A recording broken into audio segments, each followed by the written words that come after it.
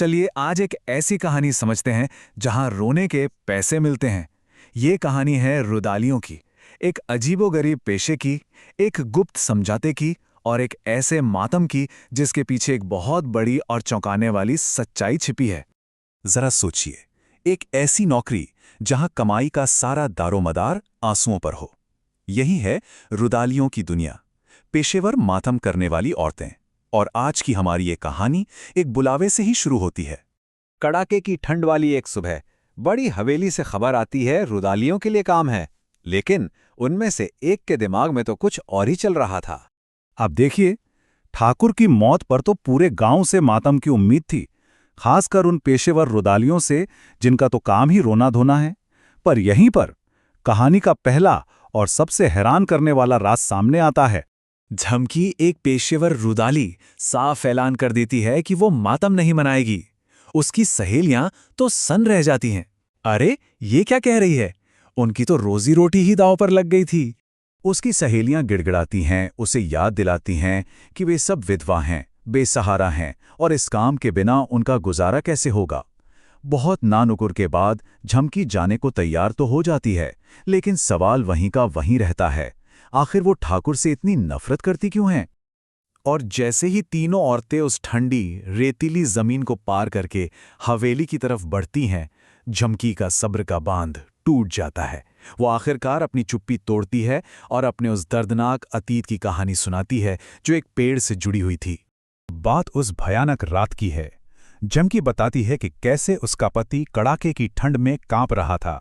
घर में जलाने के लिए लकड़ी का एक टुकड़ा तक नहीं था, और जब उसने मदद मांगी तो ठाकुर ने साफ मना कर दिया। वो एक ऐसी रात थी जिसका अंत एक अकल्पनीय क्रूरता के साथ हुआ। सोचिए, एक तरफ एक औरत अपने मरते हुए पति के लिए सिर्फ चंद लकड़ियों की भीख मांगते हुए पैरों में गिरी है, और दूसरी तरफ ठाकुर का ये दिल दहला देने वाला जवाब। उसने इंसानियत को उस दिन पूरी तरह से नकार दिया था। और जुल्म की इंतहा तो देखिए, अगले ही दिन वही ठाकुर दान पुण्य का दिखावा करने उसके घर पहुंच गया। उसने झमकी के पति की मौत को अपनी छवि चमकाने का एक मौका बना लिया और उस हमदर्दी का नाटक किया जो उसमें कभी थी ही नहीं। झमकी की कहानी सुनकर तीनों औरतें भारी मन से हवेली पहुंचती हैं अपना काम करने। लेकिन उन्हें क्या मालूम था कि हवेली की दीवारों के पीछे एक और भी गहरा राज उनकी राह देख रहा था। देखिए, एक शोक में डूबी विधवा से तो यही उम्मीद की जाती है कि वो उपवास रखेगी, लेकिन ठकुराइन को तो भूख लगी थी और उसके पास भी बताने के लिए अपनी एक कहानी थी। इन शब्दों के साथ उस कमरे में एकदम सन्नाटा छा जाता है। रुदालियों को ये समझते देर नहीं लगती कि ठाकुर की क्रूरता का शिकार सिर्फ झमकी नहीं थी, उस हवेली की मालकिन भी उसकी ज्यादतियों से तंग आ चुकी थी। फिर ठकुराइन अपनी दोहरी जिंदगी की हकीकत बताती हैं कि कैसे बाहर की दुनिया के लिए वो एक आलीशान हवेली की मालकिन थी, पर अंदर उसे हर रोज गरीब की बेटी होने के ताने सुनने पड़ते थे और उसके साथ एक नौकरानी जैसा बर्ताव होता था। वो ठाकुर की आखिरी रात के बारे में बताती है, जब सालों का जुल्म एक खामोश और ठंडे विद्रोह में बदल गया। वो चाहती तो आग जलाकर उसे बचा सकती थी, लेकिन उसने ऐसा नहीं किया। वो बस देखती रही और उसे ठंड से मर जाने दिया। ये सवाल सच में रोंगटे खड़े कर देता है। इसमें कोई नफरत नहीं है, बल्कि सालों की घुटन के बाद एक ऐसी औरत की राहत की सांस है जो आखिरकार आजाद हुई थी। तो अब दो औरतों का दर्द मिलकर एक हो चुका था और हवेली के उसी बंद कमरे में ठाकुर की सताई हुई इन औरतों के बीच एक गुप्त समझौता होता है।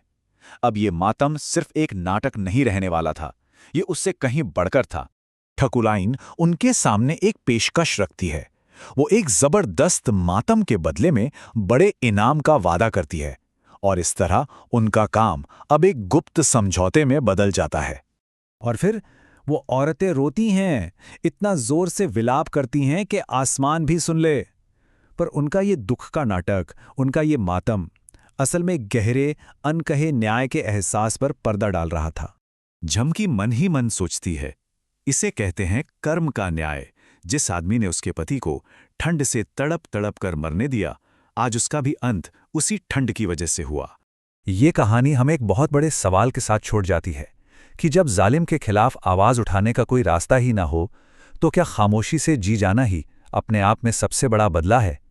ये कहानी है उन दबे कुचले लोगों के खामोश विद्रोह की, और एक ऐसी दुनिया में न्याय की तलाश की जहां कभी-कभी चुप्पी ही सबसे बुलंद आवाज बन जाती है।